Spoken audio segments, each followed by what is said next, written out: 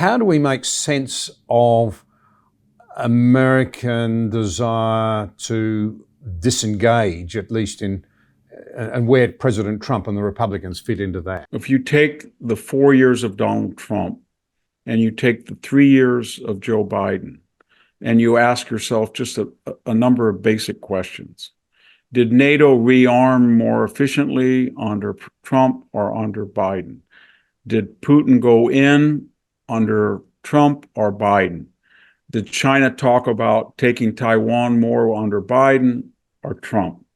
Did China feel free to surveil the United States with balloons under Trump or Biden? Did Hamas attack under Biden or Trump? And go down the list. Did we end Afghanistan nobly under Trump or ignobly under Biden? And then ask yourself, so was the world more deterred? It doesn't really matter whether America fights wars or not. In fact, often when you fight some wars, it as you know well, it destroys deterrence because you lose them, as we happened in Afghanistan. Being in Afghanistan and the way we got out destroyed deterrence.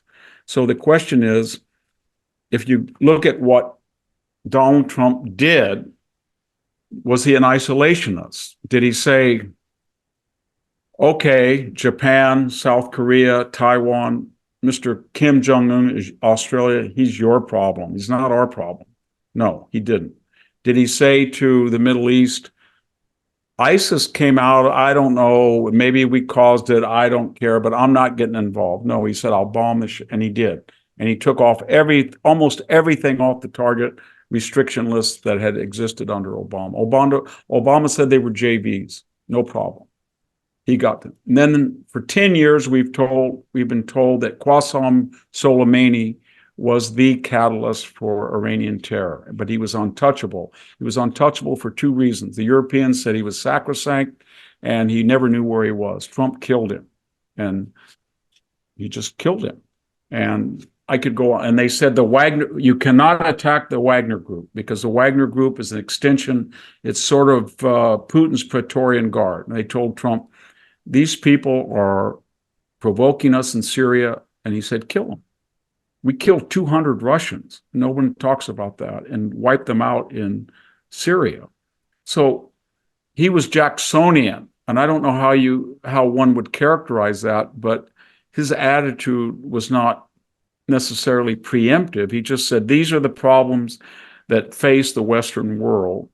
And when they get to a point that they're pressing us on deterrence, I'm going to remind them that what they're doing is stupid. And it worked. And it's not me saying this. Again, I get back to that saying of Jake Sullivan when he said, there's nothing going on in the Middle East. It's boring. It's calm. It was, Yep. But and then they inherited it. And, if you take the Houthis off the terrorist list and you give Iran about an $80 billion blank check of new oil revenues, and you beg them to get in the Iran deal, and you try to pressure Hezbollah to give up, Israel to give up oil rights and gas rights to Hezbollah in Lebanon, and then you get out of Afghanistan the way you did, and then you tell Putin that if he's going to hack, keep off the hospitals, then you've destroyed deterrence. And I don't know how that fits into the traditional activist isolationist. But Trump is not an isolationist. He's a punitive Jacksonian. And he feels that every now and then somebody has to be taken on for the benefit of the United States and the Western world.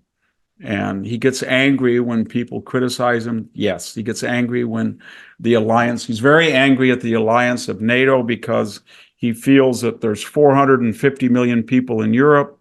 They have a larger, NATO and EU together have a larger GDP than we do, if you put them both together, and yet they will not spend 2% of their GDP on arms, and they expect the United States to contribute 70% of their defense needs. And if you question that, then you're an isolationist.